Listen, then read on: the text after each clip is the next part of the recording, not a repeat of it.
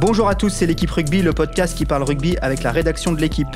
La grande prêtresse du podcast, Christelle Bonnet, est toujours en vacances et j'ai donc l'immense responsabilité de la remplacer encore cette semaine.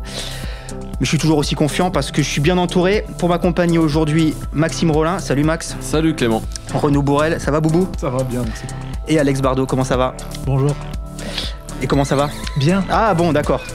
Aujourd'hui, on va revenir sur le bilan mi-figue mi-raisin des clubs français en Coupe d'Europe. 3 victoires, 3 défaites. Mais on se demandera si en fait ce bilan n'est pas plutôt figue que raisin. On se demandera ensuite quelle mouche de la loose a pu piquer Patrice Colazo à la fin du match contre Newcastle lorsqu'il a demandé à son équipe de ne pas tenter 2 pénalités consécutives qui auraient pu donner la victoire au RCT. Et enfin, on se projettera sur la liste de l'équipe de France pour la tournée de novembre avec l'appel très probable de Paul Villemc, de Demba Bamba, de Julien Marchand. Est-ce logique, normal d'ouvrir à nouveau la liste à des nouveaux venus à quelques 8, 9 mois, 10 mois de la Coupe du Monde au Japon? Voilà, vous savez tout, c'est parti, flexion, liée, jeu. 3 victoires samedi, 3 défaites dimanche, drôle de premier week-end pour les clubs français en Coupe d'Europe. Aux bonnes perfs du Racing et de Toulouse, vainqueurs à Clanicly et à Basse, ont succédé dimanche les revers à domicile de Lyon et de Toulon notamment. Est-ce que ce bilan équilibré dans les chiffres, 3 victoires, 3 défaites, n'est-il pas en réalité un trompe-l'œil si on se penche un peu sur la réalité de ces matchs? Alex, qu'est-ce que t'en penses? Si on voit le scénario à la fois du match du Racing à Clanicly et de celui de Toulouse à Basse, avec pour le Racing un match compliqué qu'ils ont gagné seulement dans le dernier quart d'heure face à une équipe de Clanicly qui n'est pas forcément celle qui était demi-finaliste l'an dernier, pas aussi forte en tout cas, et celui de Basse avec le sauvetage qu'on sait, enfin celui de Toulouse à Basse avec le sauvetage qu'on sait. Sauvetage de Médard, je rappelle, sur une action où Burns devait marquer un essai. Ça donne quand même l'impression que tout ça est un peu tiré par les cheveux. Il faudra attendre, je pense qu'il faut attendre peut-être la deuxième journée pour se faire une idée plus précise, parce qu'on sait que le changement de rythme entre le top 14 et la Coupe d'Europe est assez important. Que c'est des nouvelles habitudes à prendre. Donc peut-être que cette première journée était l'occasion de se remettre à niveau et que la deuxième sera plus intéressante. Mais on sent qu'on est ric-rac. Ouais. Tu parlais du rythme. On a vu Montpellier souffrir énormément face à Édimbourg, l'emporter quand même, mais souffrir. Je pense à Lyon contre Cardiff aussi, qui a subi de grosses séquences. On a l'impression de se répéter tous les ans à la même période. Mais voilà, on le disait la semaine dernière, c'est le niveau au-dessus et on a le sentiment qu'on n'était pas prêt, quoi. Renaud, comment tu vois ça? La semaine dernière, c'est nos confrères anglais où ils publiaient des stats sur notamment le temps où le ballon est en jeu, le temps de jeu effectif, dans les grands championnats. Et le Pro 12, enfin le championnat celte et le championnat anglais sont très au-dessus du top 14. Il est même au-dessus de la moyenne de la Champions Cup l'an dernier. Donc effectivement, nos copains britanniques sont un peu mieux ou plus rapidement préparés à ces joutes-là qui arrivent à l'automne. Max, ça s'est même ressenti en challenge européen parce qu'une équipe comme le Stade français qui fait un très bon début de saison, qui n'avait pas aligné une équipe bis contre Worcester, a perdu chez elle à la maison et a encaissé, je crois, 5 essais. Donc ça fait un petit peu beaucoup. Et au final, mis à part Clermont qui a gagné à Northampton, mais Clermont qui est au-dessus du lot, qui est hors catégorie, et La Rochelle qui a gagné en Russie, mais bon là c'est un petit peu difficile de comparer, mais à part la perf de Clermont à Northampton, toutes les autres équipes françaises ont perdu et ont pris des valises. Donc certaines ont certes fait tourner parce que le challenge n'est pas un objectif, mais pour moi le score le plus parlant c'est la défaite du Stade français à domicile contre Worcester. Revenons à cette Coupe d'Europe.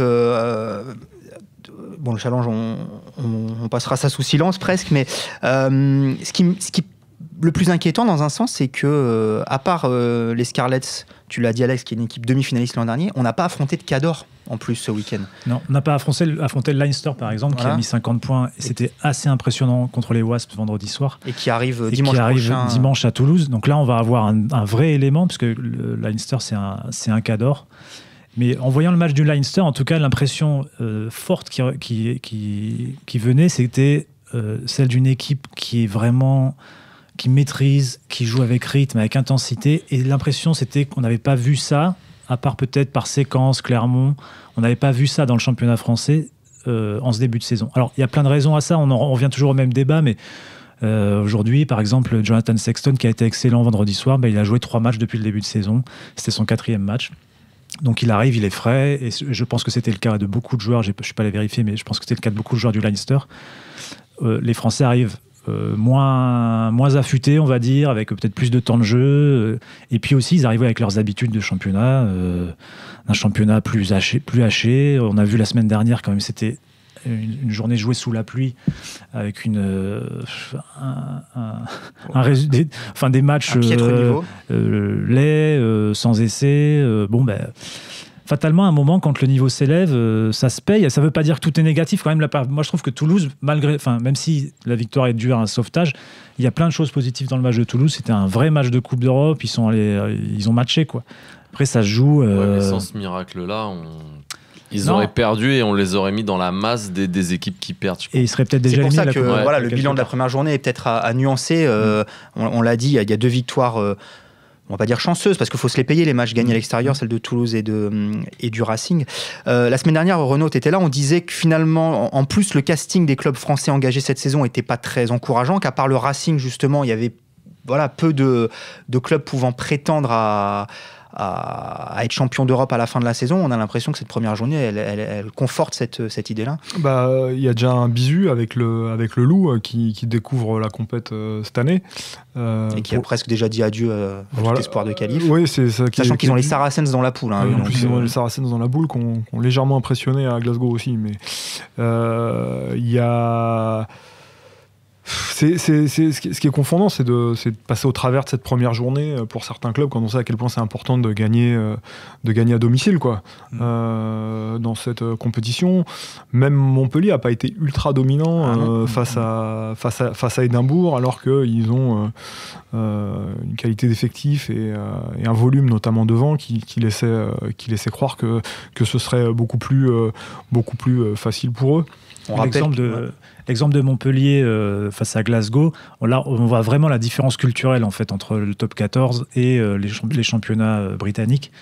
Et il y avait, je vais dévoiler les petits secrets, mais Clément a reçu un texto hier de Thierry Mentière, ancien entraîneur de Bayonne, Pau, qui a toujours un œil assez serré, et il disait c'est frappant de voir à quel point il y a une différence entre la façon d'envisager les duels et les 1 contre 1 entre les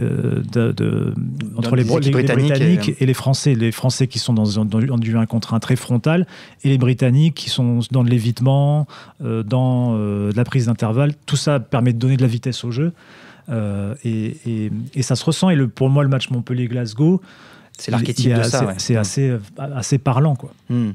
On rappelle Montpellier qui a l'occasion de prendre un bonus offensif en toute fin de match, et Louis Picamol est un peu court après une interception sur les pattes et oublie de rafuter aussi. Il y a un énorme défaut de Picamol qui ressort, c'est sa d'habitude de garder le ballon même bras gauche et de ne jamais le changer de bras et de rafuter avec son bras droit, même quand l'adversaire est côté gauche. Bon, là, il a même oublié de rafuter, mais c'est marrant comme cette action est un exemple typique d'un manque technique entretenu. Picamol, il a 32 ans, je crois. Sa réaction. Il a 20 ans, je pense que tout le monde lui dit il faut que tu prennes l'habitude. Non, mais c'est vrai, je me rappelle, c'était le cas d'anciens staff. Ce qui est étonnant, c'est que c'est de l'école de rugby, le changement de bras. Ouais. Ce qui est intéressant, c'est sa réaction dans le journal, en conf de presse et dans le journal de dimanche matin, où il dit il faut que je bosse la vitesse, quoi. Comme si il fallait qu'on attende ces matchs-là à chaque fois, que ce soit la Coupe d'Europe ou les matchs internationaux, pour prendre conscience de ce manque récurrent dont on parle depuis des années sur la vitesse, sur l'explosivité. Oui, mais même moi je trouve que ce qui est terrible dans cette déclaration-là, c'est que c'est pas la vitesse en fait. Si jamais il change le ballon de bras, qu'il le met bras droit et qu'il tend son bras gauche, c'est de la technique. Il n'a pas besoin d'aller plus vite en fait. Il va assez vite. S'il va un tout petit peu plus vite, l'autre le rattrape pas. C'est sûr, mais bon, après. Max. Non, j'allais partir sur autre chose. Renaud, vas-y. Non, mais il peut le jouer de plein d'autres manières. Enfin, c'est pas trop le sujet, ce duel, mais c'est vrai qu'il peut. Non, mais il peut ralentir, donner mine de ralentir, d'attendre un soutien, puis de remettre un coup d'accélérateur. Et vu ce qui lui manque pour marquer, ça peut marcher aussi. Mais où il vise la ligne, il doit lui-même être étonné de ce qui est en train de se passer. Donc, mais c'est vrai que 80e. Ne pas changer de bras, c'est vrai que c'est assez étonnant à ce niveau-là. Ouais. Pourtant, c'est un bon joueur. Pour revenir sur la question des duels, ça fait pas tout, mais et notamment de l'approche différente de jeu. C'est le match d'hier aussi entre Toulon et Newcastle est frappant. On a quand même le dernier du championnat anglais qui n'a gagné qu'un match. Bon, face à Toulon qui met pas un pied devant l'autre, on va en reparler derrière. Mais voilà, on a vu Toulon buter avec un jeu très frontal, ne pas trouver de solution, alors que bon, il regorge quand même de talent derrière, donc c'est assez inquiétant. Et à l'inverse, une équipe de Newcastle, voilà, qui a trouvé des solutions collectives sans aucun joueur de génie dans ses rangs, mais qui est capable de mettre du rythme. Quoi. C'est à se demander si les équipes britanniques prennent pas aussi un malin plaisir à nous jouer comme ça, en fait. Sachant nos limites dans ce genre de jeu-là, avec du déplacement, de la vitesse, des duels, s'ils n'appuient pas encore plus qu'en temps normal sur cet aspect-là du jeu, pour au final faire souffrir les équipes françaises. Après, moi, je ferais simplement une petite remarque, c'est que les équipes, notamment irlandaises, la Coupe d'Europe, c'est la principale compétition et elles se préparent pour cette compétition. La seule équipe française qui, si on accepte Toulouse et ce miracle de Médard à la dernière seconde, qui fait vraiment une perf, un objectif et une perf, c'est le Racing qui va gagner au Scarlett. C'est la vraie perf, entre guillemets, du week-end. J'enlève bien sûr Toulouse, c'est une perf, mais c'est un miracle. Et le Racing, Laurent Labitte l'avait dit après la défaite du Racing à domicile contre Lyon en top 14. Nous, l'objectif, c'était la Coupe d'Europe, les débuts en Coupe d'Europe. Et voilà, et finalement, la seule équipe qui a comme objectif d'arriver pleine balle en Coupe d'Europe, et ben, elle fait un bon début en Coupe d'Europe et elle sera, je pense, peut-être dans le dernier carré de cette compétition. Toutes les autres équipes, même Montpellier, tu te dis pas que c'est leur compétition. On a l'impression qu'ils sont encore quand même plus sur le top 14. Et surtout, ils sont formatés dans le jeu, plus top 14. Pour revenir à Sexton, je suis allé vérifier après le vendredi soir, après le match, son temps de jeu cette saison. Donc il a 3 matchs joués cette saison en Pro 14. Et donc c'était son 4e match Coupe d'Europe, il joue 60 minutes. L'an dernier, Johnny Sexton, c'est 300 minutes de Pro 14 et 400 minutes de Coupe d'Europe. Plus évidemment tous les tests, mais ça en dit long sur la façon dont les équipes. Ce qui n'a pas empêché le Leinster de faire le doublé d'ailleurs, de gagner la Ligue Celt, qui est un championnat quand même, qui est un championnat dont la qualité de jeu est exceptionnelle, mais où la densité est moindre quand même que. Non, mais quand vous voyez que le Munster il va faire match nul à Exeter, c'est quand même pas des. Non, c'est pas des pompes quoi. Vis-à-vis des Français, on en revient toujours au même problème, c'est un calendrier qui est beaucoup trop long et qui permet pas aujourd'hui, surtout vu comme ça s'est resserré en tête du championnat et la difficulté à être dans les 6. Qui ne permet pas d'être pour tous les clubs compétitifs sur les deux tableaux. Donc tant que ce ne sera pas réglé ça, il y a des chances que ce soit plus compliqué en Coupe d'Europe. Tu as dit trop long, Renaud, et c'est le mot. On a été trop long, on change de sujet. On va passer à Patrice Colazo. J'ai un voisin de gauche qui se frotte déjà les mains. Alors je vous resitue le contexte. On est à la 70e minute dimanche du match Toulon-Newcastle. Pénalité pour Toulon qui est mené 25-26 à 25 mètres des poteaux, légèrement excentré côté gauche, sur la ligne pointillée des 15 mètres, au même endroit où François Trinduc a passé un but 12 minutes plus tôt. Décision du banc de touche suivie par les joueurs, aller en pénal touche pour marquer un essai qui aurait été l'essai du bonus offensif. Résultat des courses, on lobe le sauteur, on récupère le ballon par miracle, mais on effectue un en avant quelques temps de jeu plus tard. Fin des espoirs du RCT sur ce match. En conférence de presse, Patrice Colazo a dit « Je sais qu'aujourd'hui ça va faire plaisir à certains et on va dire c'est la faute à Colazo ». Alors ma première question est toute simple, elle s'adresse à Maxime Rollin. Est-ce que c'est la faute à Colazo ? Oui. Mais encore. Non, c'est pas que la faute à Colazo, mais moi je reviendrais même 10 minutes en arrière, on joue la 71e minute, parce que ça part de là finalement. Oui, la première pénalité. La première pénalité, ok, elle est, elle est à 53 mets face au poteau. Vent dans le dos. François Trinduc dit je la prends, il a 100, il montre les poteaux. Colazo dit non, hurle, faut aller en touche. Il est même dépité, il fait un signe de la main comme on a l'impression qu'on l'écoute pas. Et au final, Lacafia qui est capitaine dit non, on va en touche. Et rien que là, pour moi, déjà, il y a une erreur. Et cette erreur, elle vient de Colazo qui montre bien sur le banc que lui, il veut absolument aller en touche. Et donc, tous ces joueurs, finalement, sont un petit peu formatés à ça. Ils se disent, ouais, faut aller en touche, faut marquer ce 4e essai. Et ça part de là, en fait. Là, déjà, Trinduc, qui doit tenter la pénalité comme il le souhaite. Et même s'il marque pas, tant pis, on peut récupérer une possession sur le renvoi. Donc après, oui, à 3 minutes de la fin, rebelote encore plus. C'est dans les cordes de François Trinduc. Et non, là, moi, je comprends pas comment une équipe comme Toulon, qui a gagné que 2 matchs depuis le début de saison, qui est vraiment dans une situation compliquée, qui a gagné 2 matchs et encore un par miracle contre Castres, et la seule vraie victoire, c'est contre Agen, qui prend des branlées terribles à chaque fois qu'elle se déplace. Attention au vocabulaire quand même. Ouais, pardon. À un moment, il faut peut-être d'abord essayer de gagner un match avant de penser à un hypothétique bonus pour pourquoi pas se qualifier et jouer un quart de finale à domicile, parce que c'est ça en fait finalement. Et avant de c'est toujours mieux pour se qualifier de gagner. 4 points, c'est voilà, mieux que 1. c'est ça. Et je suis prêt à prendre un pari aujourd'hui que les 3 points qui manquent, eh ben, ils manqueront vraiment à la fin des 6 journées, fin janvier. Je suis presque persuadé qu'il va manquer 3 points à Toulon pour se qualifier en quart de finale. C'est archivé. C'est déjà archivé. Renaud, ton sentiment? Mon sentiment, il est ambivalent. C'est effectivement quand un buteur se sent de passer des points, qu'il est plutôt en réussite. Et que les joueurs sentent quelque chose, je suis plutôt partisan dans le management de les laisser prendre l'initiative, parce qu'après c'est impossible de leur reprocher de pas prendre l'initiative quand on leur demande de le faire dans la saison. Donc là je vois quelque chose qui les a brimés dans ce qu'ils ressentaient du match, et ils étaient bien placés pour savoir qu'ils avaient vraiment du mal à jouer et à marquer des essais, quelle que soit la façon de faire. Donc là-dessus je pense qu'il y a une erreur de management. Après, sur ce qui est de faire gonfler une polémique autour de Patrice Collazo à éructer, machin, si par bonheur il marque l'essai, il n'y a plus de polémique, et c'était aussi possible. Donc moi je suis plus, pas tant sur la conséquence sur le résultat, mais plutôt sur la suite de la saison qui fait que vous allez avoir une équipe de Toulon qui déjà n'arrive pas à jouer correctement au rugby et qui aujourd'hui va prendre des consignes en permanence en regardant son banc de touche. Sur la moindre décision, ça va aller jusqu'où, et je pense que c'est nocif. Non, mais le but d'un match, c'est de le gagner quand même. Oui, mais ce que je veux dire par là, c'est que quand on ordonne depuis le banc de touche à des joueurs, et on l'a vu en équipe de France quelques fois aussi, quand c'est le banc de touche qui prend les décisions à la place des leaders de jeu, et dans le feu de l'action, ça peut devenir problématique, et on se retrouve avec des joueurs qui sont plus capables et une équipe qui est plus capable de se driver elle-même.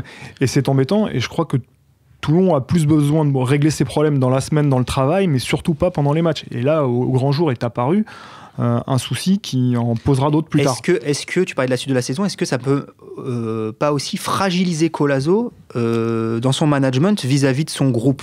Est-ce que il n'y a pas des joueurs qui peuvent considérer qu'ils ont perdu ce match, entre guillemets, à cause de leur entraîneur? La prochaine fois, ils prennent leur responsabilité pour être polis.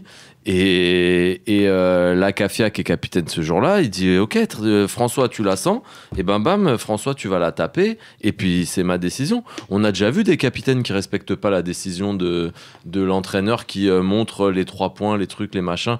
C'est souvent à l'inverse, c'est-à-dire que l'entraîneur demande 3 points et les joueurs, eux, sur le terrain, se sentent forts et disent non, on va en touche. Ça se voit, le mec, il prend ses responsabilités, c'est pas pour ça qu'il va faire 8 mois de frigo, parce que la décision est mauvaise. Et parfois, des joueurs le reconnaissent eux-mêmes. Ils arrivent en conf de presse, ils disent ouais, je me suis trompé, on aurait peut-être dû prendre les 3 points. Il y avait l'exemple en début de saison de Grenoble, qui avait un match nul à portée de pied contre Toulouse, et qui avait décidé d'aller en touche. Moi, je me pose une autre question. Si Toulon menait d'1 point, était devant d'1 point, la même pénalité, il y a certains entraîneurs, ils auraient demandé pareil les 3 points pour dire on assure ce score-là, on reprend, on se remet un peu à l'abri, on sait jamais, on veut gagner le match.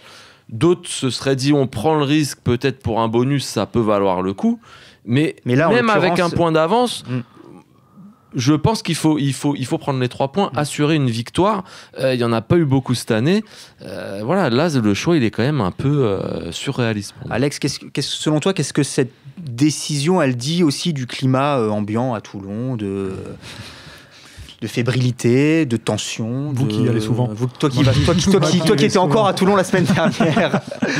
Non, mais est-ce que ça traduit pas aussi d'autres choses? Moi, sur le climat, de toute façon, on sent bien que la période est compliquée, que Patrice Collazo est déjà rentré dans une guéguerre vis-à-vis de l'extérieur, sur le côté vous nous en voulez, vous vous marrez bien aujourd'hui, vous vous marrez de notre échec, de nos échecs, de mon échec, continuez, vous verrez, un jour vous le payerez. Bon, ça c'est sa manière de fonctionner, mais en tout cas ça décrit que le climat n'est pas serein à Toulon en ce moment. Après, je trouve que cet épisode-là, il montre aussi ce qu'on sait de Collazo, c'est-à-dire ce côté, cette omniprésence du manager qui veut être présent dans tous les secteurs de la vie de son club, de son équipe, qui veut contrôler beaucoup de choses. Voilà, aujourd'hui, il a fini par pâtir, entre autres, à La Rochelle. À La Rochelle peut-être, mais en tout cas là, sur cette histoire-là, clairement, c'est sa responsabilité. Hier, il a pris ça un peu avec fierté en conférence de presse en disant ouais, vous allez encore dire ça. Voilà. Et je vous regarde dans les yeux et je l'assume. Mais c'est sa responsabilité. Le problème, effectivement, c'est aujourd'hui quel discours il va tenir à son effectif, à ses leaders de jeu, à des mecs qui ont de la bouteille. C'est pas parce que là, aujourd'hui, quand il est à Toulon, il parle pas aux mêmes joueurs qu'il avait à La Rochelle. Il parle à des joueurs, même si à La Rochelle, il y avait des gros joueurs comme Vito, etc. Mais il y avait beaucoup de joueurs qui devaient leur carrière à Patrice Collazo. Qu'il avait façonné. Aujourd'hui, il parle à des Guirado, à des Trinduc, à des Lacafia, des mecs qui ont quand même un peu de bouteille. C'est pas Belot qui prend cette décision. Non, bien sûr. C'est Trinduc, quoi. C'est quand même un mec qui a gagné un tournoi des destinations, qui a quelques matchs de Coupe d'Europe derrière les pattes. Après, Collazo, il y est pour rien quand Belot met une pénale touche en ballon mort. Quand... Il est pour rien dans le lancer raté non plus Exactement. sur cette action-là. Il y est pour rien quand Savea prend un carton jaune lunaire pour un All Black à 50 sélections ou 60, je sais plus. Et on en passe et des meilleurs. Donc, oui, mais en tout cas, sur ce choix-là, je suis d'accord. Mais encore une fois, c'est plus la manière de castrer ses leaders qui, moi, je pense, et non le résultat qu'il induit, mais c'est plus la manière de castrer ses leaders et les conséquences que ça risque d'avoir sur leur prochaine conduite de match et de jeu que le résultat en lui-même qui, je pense, va être néfaste. Parce que, à la limite, défaite à la maison d'un point... N'importe quelle équipe anglo-saxonne se dira qu'elle va se refaire. Dans le cheminement pensée français, quand vous avez perdu un match à la maison, c'est surtout en Coupe d'Europe. Toulon avait perdu. Toulon avait perdu pas trop dans les Saracens à domicile il y a quelques saisons, et je pense qu'il se qualifie derrière. Donc c'est pas. Mal, ça reflète un début de. Voilà. Ça vient après une série de contre-performances, de matchs un léger passif. Et ça vient aussi après des compos d'équipes qui font aussi beaucoup parler.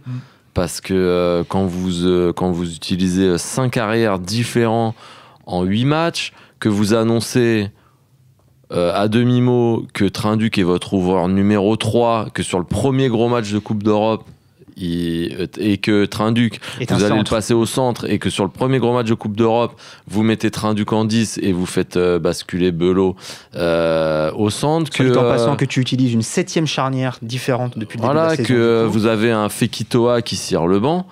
À un moment donné, tout ça aussi, je pense, a des conséquences. Clairement, on sent qu'il est en train de chercher la formule, donc il tente plein de choses. Le problème aujourd'hui, c'est que ces choses-là ne fonctionnent pas, ne créent pas d'élan, que les tentatives ne sont pas abouties, on va dire. À La Rochelle, ça a fonctionné. Là, aujourd'hui, ça ne fonctionne pas. Et quand tu es dans un cercle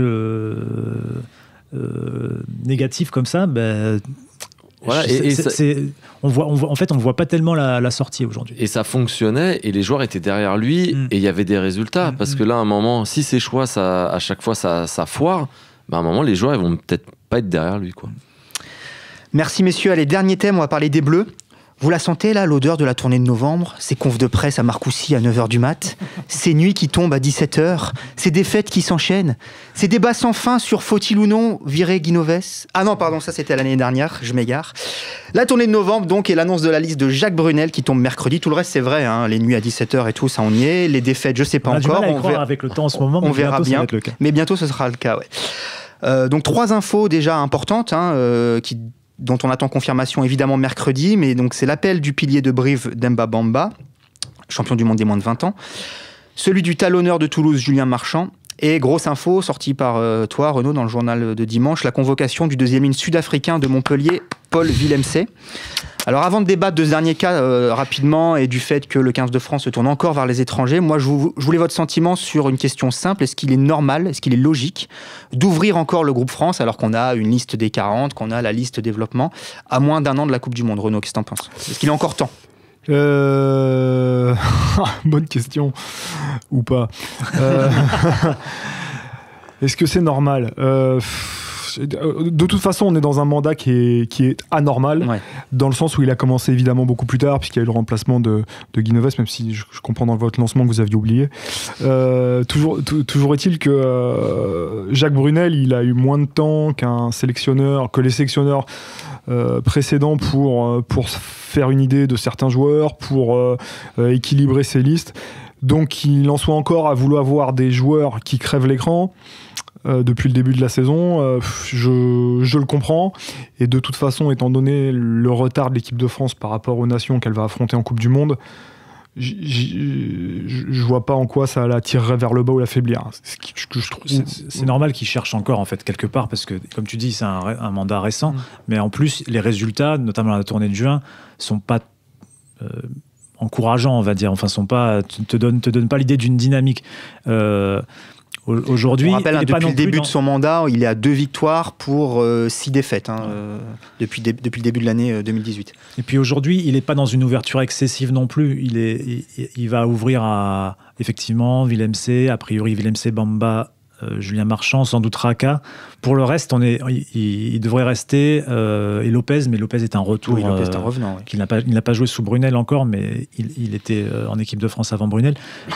Tous ces joueurs, enfin, ça fait pas non plus un grand nombre de changements. C'est pas un turnover, c'est pas je cherche mes mots, mais c'est pas le grand chambardement non plus. C'est pas une révolution. Il essaie d'ajouter des petites choses qui manquent. Pour Willem C, on comprend à peu près l'idée. Pour Raka aussi. Après, on peut plus discuter effectivement de Bamba et de Julien Marchand. Deux jeunes joueurs, 20 ans, 23 ans, à fort potentiel. Mais quand est-ce qu'on resserre en fait ? On fait quoi ? On attend le tournoi ? Quand est-ce que... Tu resserres... Enfin, moi, j'ai l'impression que tu resserres jamais. Parce que si tu regardes les... Alors, à quoi servent les listes ? Si tu regardes les listes des... Non, mais si tu regardes les listes des 30 joueurs que t'emmènes à la Coupe du Monde, il y a toujours une surprise, un mec qui sort de nulle part. Et de ce que disent souvent les joueurs ou même les entraîneurs, ils disent souvent qu'au final, vu que nous, on ne peut pas bien se préparer, c'est les 3 mois où on est ensemble juste avant la Coupe du Monde qui vont servir à quelque chose. Et donc, là, s'il y a un mec qui... s'il y a un mec qui crève l'écran là, de mars à mai, qui te plante 15 essais, et je suis presque sûr que ce mec-là, il sera pris, il fera les 3 mois de prépa, et puis il ira à la Coupe du Monde, et puis on y va. Là, non, comme ça, j'ai pas un nom. J'aurais mis une pièce sur Raka, mais bon, là, il va le prendre un peu plus tôt, finalement. Non, mais il y a les classiques joueurs qu'on emmène parce qu'ils seront contents d'y être et puis qu'ils seront bien dans le groupe. Moi, je suis quand même assez surpris, si je ne mets pas en cause ses qualités, de voir un pilier qui évolue en Pro D2, que Pierre Mignoni a préféré prêter plutôt que de lui faire découvrir petit à petit le top 14. Je suis sûr qu'il a un immense potentiel, c'est pas le problème. On parle de Bamba. On parle de Bamba, pardon. Et puis là, je suis vraiment... ça en dit long sur le réservoir et l'état de l'équipe de France. De la même manière que je crois que Willem C, il a effectivement des qualités qui sont très rares dans le cheptel Made in France. Et donc, on conçoit tout à fait sa sélection, mais ça en dit aussi assez long. Bamba, juste un mot, parce que a priori, d'après ce qu'on comprend, il prendrait la place de Slimani. International chevronné, 28 ans, une quarantaine de sélections. C'est un coup de rap terrible on l'avait bien senti, ce coup de rap arriver déjà pendant la tournée du mois de juin. Parce que si je ne me trompe pas, il a joué quelques minutes lors du 2e test, et basta. Et tout ça vient aussi après une série de matchs où il a été beaucoup pénalisé. Enfin, tout ça, c'est un vieux débat. Ça a commencé... C'est notamment revenu sur le tapis en novembre de l'année dernière. Exactement. De nouveau pendant le tournoi. Ouais. Et c'était déjà le cas avant, sous Yannick Bru. Donc, je pense qu'à un moment, le staff de l'équipe de France, en tout cas, c'est l'impression que ça donne, c'est dit, de toute façon, aujourd'hui, il est dans le collimateur des arbitres. On aura beau faire ce qu'on voudra, il pourra être aussi bon qu'il le voudra avec son club. Au niveau international, ça ne passera pas. Donc, passons à autre chose. C'est l'impression que ça donne. Autre chose. C'est l'impression que ça pas donne. Sûr. Et s'il le mettait au frigo pour se dire tiens, il va plus être dans le collimateur des arbitres internationaux et on le ressort au dernier moment de la Coupe du Monde. Je crois que les arbitres l'auront oublié. Tiens, c'est qui est celui-là? Il ressemble étrangement à on lui met une petite moustache. Un chapeau pointu. On lui rallonge le bras droit. Voilà. Pour que... Max, t'es la même ligne que Renaud. Tu trouves étrange d'appeler un joueur qui évolue en Pro D2? Pour toi, c'est quelque chose de bizarre?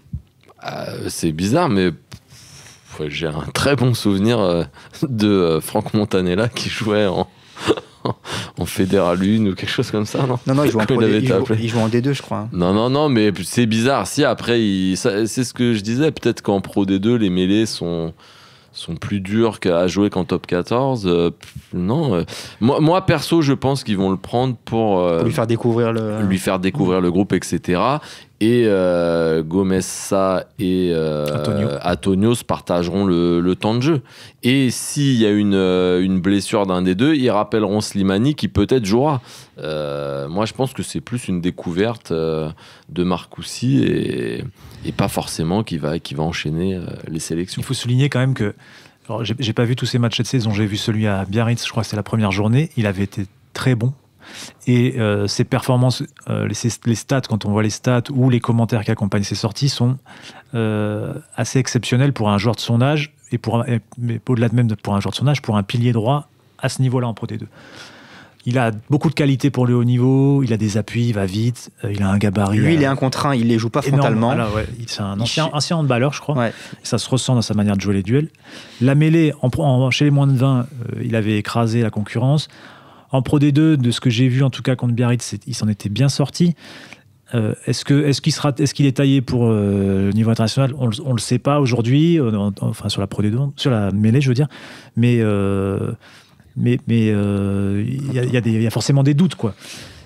Mais effectivement, si l'idée c'est de lui faire découvrir ce niveau-là, de l'intégrer petit à petit, de voir ce qu'il a dans le moteur, pour ensuite éventuellement revenir à Slimani pour la Coupe du Monde, je me dis pourquoi pas.